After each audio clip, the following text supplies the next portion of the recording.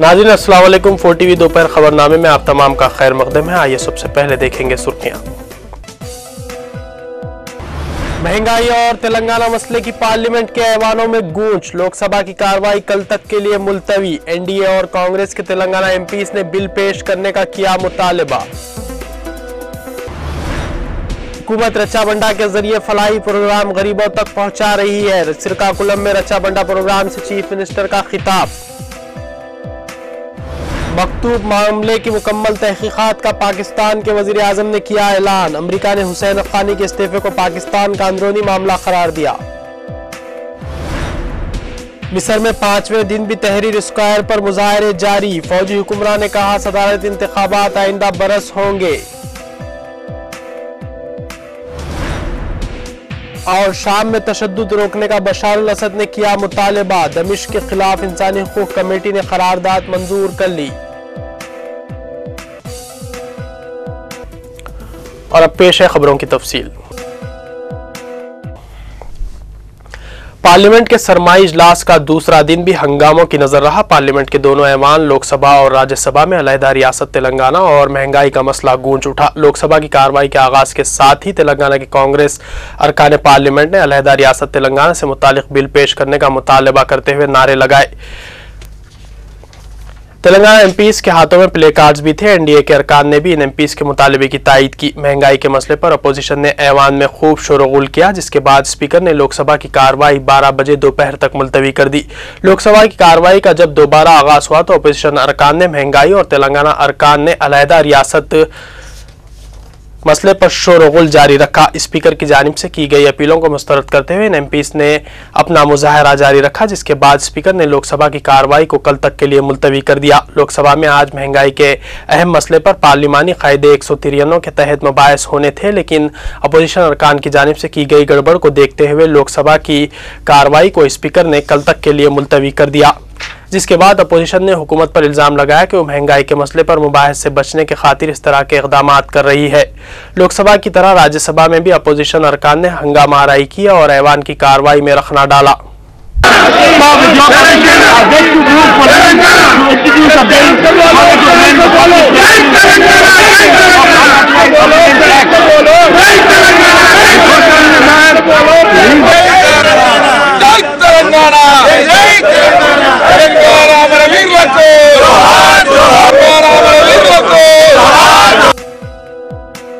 Chief minister Kiran Kumar Reddy ने कहा है कि उनकी हुकूमत रचा बंडा प्रोग्राम के जरिए फलाही कामों को गरीबों तक पहुंचा रही है। जिले श्रीकाकुलम में मुनक्किदा रचा बंडा प्रोग्राम से खिताब करते हुए उन्होंने कहा कि हुकूमत रियासत में 8 लाख वज़ाइफ और 30 लाख राशन कार्ड रचा बंडा प्रोग्राम के तहत फराम कर रही है।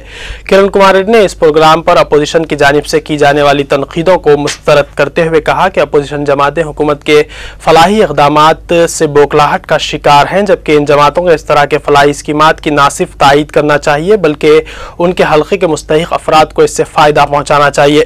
इस प्रोग्राम में रियासती वज़रा और जिले श्रीकाकुलम के अवामी नुमाइंदों ने शिरकत की। किरण कुमार रेड्डी ने जिले श्रीकाकुलम में कई फलाही और तरक्याती प्रोग्रामों का इफ्तिताह भी अंजाम दिया।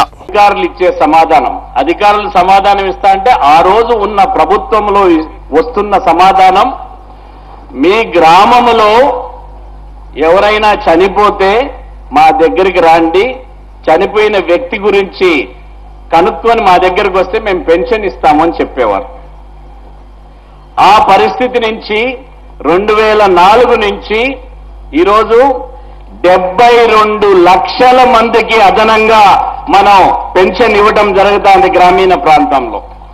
ఈ 1-2 రచ్చబండ కార్యక్రమంలోనే 8 లక్షల మందికి అదనంగా పెన్షన్ ఇవ్వడం జరుగుతా ఉంది. జిల్లాకు వచ్చేటప్పటికి ఒక 22,000 మందికి పెన్షన్ ఇవ్వడం జరుగుతా ఉంది. कांग्रेस से टीआरएस में शामिल होने वाले अराकीन असेंबली सत्यनारायण और राजा ने स्पीकर से मुलाकात करते हुए उनके इस्तीफे कबूल करने का मुतालबा किया। इन दोनों कायदीन ने बताया कि उन्हें स्पीकर ने तलब किया था। उन्होंने स्पीकर से वाजे कह दिया है कि वो कांग्रेस छोड़ चुके हैं और तेलंगाना की खातिर उन्होंने असेंबली की रुकनियत से इस्तीफा दे दिया है, लिहाजा उनके इस्तीफे कबूल किए जाएं। इम्कान है कि स्पीकर एन मनोहर 1 या 2 दिन में इन कायदीन के इस्तीफे मंजूर कर लेंगे। उधर कांग्रेस से टीआरएस में शामिल होने वाले साबिक वजीर जुपल्ली कृष्णा राव ने कहा है कि तेलंगाना के लिए इस्तीफा न देने वाले रियासती वज़रा और कांग्रेस के अरकान असेंबली धोखेबाज हैं। जुपल्ली कृष्णा राव ने स्पीकर एन मनोहर से मुलाकात की। जुपल्ली कृष्णा राव ने कांग्रेस पर तनकीद करते हुए कहा कि वह अलहदा रियासत के मसले पर अवाम के जज्बात से खेल रही है। उन्होंने कहा कि कांग्रेस के तेलंगाना कायदीन को अलहदा रियासत से ज्यादा अपने ओहदे अजीज हैं, इसलिए वह अब इन ओहदों से इस्तीफे नहीं दे रहे हैं।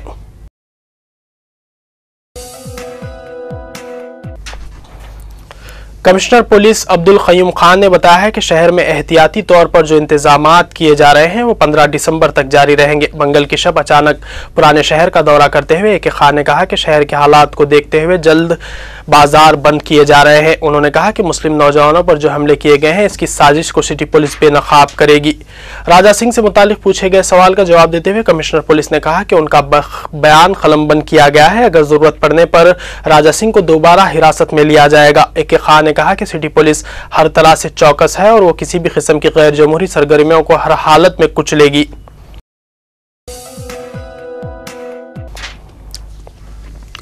व्हाइट हाउस की तरफ से जारी किए गए एक बयान में कहा गया है कि वाशिंगटन में तैनात पाकिस्तानी सफीर हुसैन हक्कानी का इस्तीफा पाकिस्तान का अंदरूनी मामला है। कौमी सलामती के नायब मुशीर बराए स्ट्रेटेजिक कम्युनिकेशन बेन रोड्स ने हुसैन हक्कानी के मुस्तफ़ी होने के मामले पर तबसरा करते हुए कहा कि हम बतौर सिफारतकार हुसैन हक्कानी की खिदमात की तारीफ करते हैं, लेकिन उसके साथ ही हमें इस बात का यकीन भी है कि हुसैन हक्कानी के बाद पाकिस्तान की तरफ से वाशिंगटन में जो भी सफ़ीर मुकर्रर किया जाएगा हम उसके साथ भी इंतहाई अच्छे तरीके से काम करने के काबिल होंगे। हुसैन हक्कानी पर इल्ज़ाम है कि उन्होंने अपने इख्तियारात से तजावज़ करते हुए रवां बरस मई में एक ऐसा मुरासला उस वक्त के अमरीकी अफवाज के सरबरा एडरल माइक मोलन तक पहुँचाया था जिसमें पाकिस्तानी सदर आसिफ अली जरदारी की हुकूमत के खिलाफ मुमकिना फौजी इनकलाब से बचने के लिए अमरीकी मदद तलब की गई थी। पाकिस्तानी हुकूमत ने हुसैन हक्कानी का इस्तीफा मंजूर कर लिया है। वज़ीर आज़म पाकिस्तान यूसुफ रजा गिलानी ने इस मामले की मुकम्मल तहकीकात का भी हुक्म दिया है।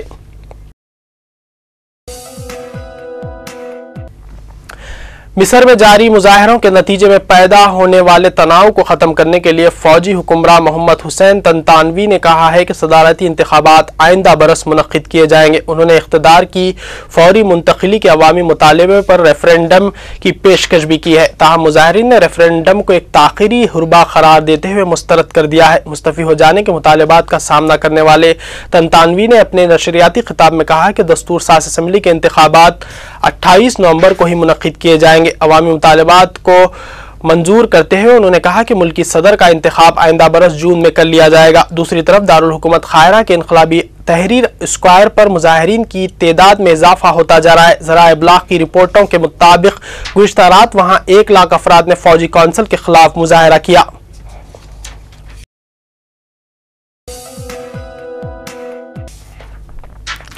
लीबिया की कौमी उबरी कौंसिल ने नई काबीना का ऐलान कर दिया है जिसमें कई अहम नामों को शामिल नहीं किया गया है। लीबिया के वज़ीर आज़म अब्दुल रहीम ने एक प्रेस कॉन्फ्रेंस में काबीना का ऐलान करते हुए कहा कि इसमें लीबिया के तमाम इलाकों को नुमाइंदगी दी गई है। मोअम्मर अल कज़ाफ़ी को इख्तिदार से अलग करने के लिए उबरी कौंसिल की मदद करने वाले मगरबी ममालिक ने लीबिया की नई काबीना के ऐलान पर इत्मीनान का इजहार करते हुए कहा है कि नई हुकूमत तेल की दौलत से मालामाल इस मुल्क में पायदार जमहूरियत को फ़रोग़ देने में अहम किरदार अदा करेगी।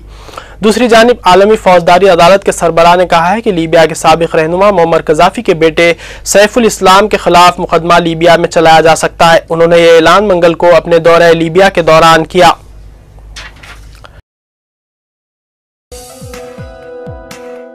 अक़वाम मुत्तहिदा की इंसानी हुकूक कमेटी ने करारदाद मंजूर की है जिसमें शाम में सदर बशारुल असद की हुकूमत के हाथों इंसानी हुकूक की खिलाफ वर्जियों की कड़े अल्फाज में मजम्मत की गई है और मुल्क में फौरी तौर पर तशद्दुद को रोकने का मुतालबा भी किया गया है। करारदाद में शामी हुकाम पर फौरी तौर पर अरब लीग के अमन मनसूबे और अमल करने, सड़कों से फौज को हटाने, शहरियों को निशाना बनाने से रोकने और तमाम सियासी कैदियों को रिहा करने पर जोर दिया गया है। यह करारदाद जर्मनी, फ्रांस और बरतानिया ने पेश की थी जिसके हक में 122 जबकि मुखालिफत में 13 वोट डाले गए। उधर मंगल को शाम में सरकारी फौज के मुजाहिरीन पर क्रैकडाउन के नतीजे में 23 शहरी और 5 बाकी फौजी हलाक हो गए। शाम की सूरत हाल पर निगाह रखने वाले एक ग्रुप का कहना है कि मरने वालों में 4 बच्चे भी शामिल हैं जिन्हें होला के इलाके में हलाक किया गया। बाकी हलाकतें दारा, हुम्स और अदलब के इलाकों में हुई।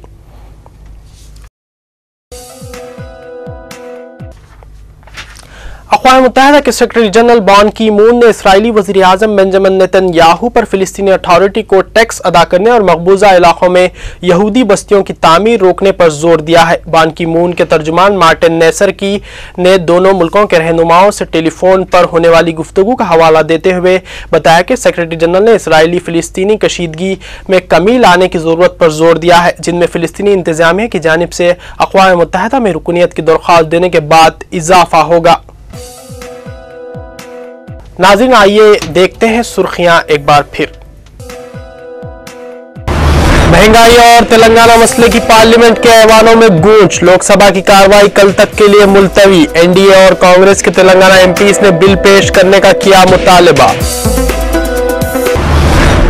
हुकूमत रचा बंडा के जरिए फलाही प्रोग्राम गरीबों तक पहुंचा रही है। श्रीकाकुलम में रचा बंडा प्रोग्राम से चीफ मिनिस्टर का खिताब। मकतूब मामले की मुकम्मल तहकीकात का पाकिस्तान के वजीर आजम ने किया ऐलान। अमेरिका ने हुसैन अफगानी के इस्तीफे को पाकिस्तान का अंदरूनी मामला करार दिया।